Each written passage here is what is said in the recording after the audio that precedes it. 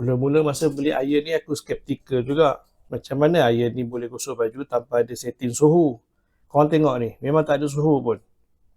Tak ada adjust suhu. Yang ada pun setting untuk steam. Tapi kalau tak ada adjust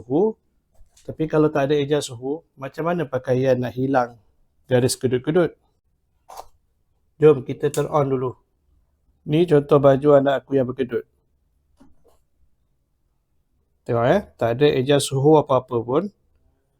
Jom kita try gosok.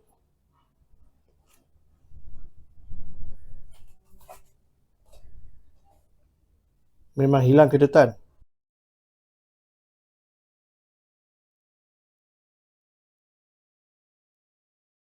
Kalau biar lama pun tak melekat.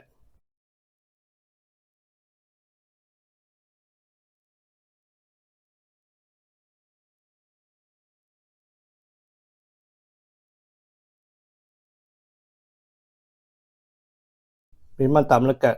Kat bawah ni ada tempat wap steam keluar.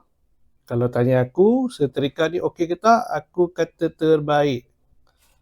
Berminat? Tekan beg kuning.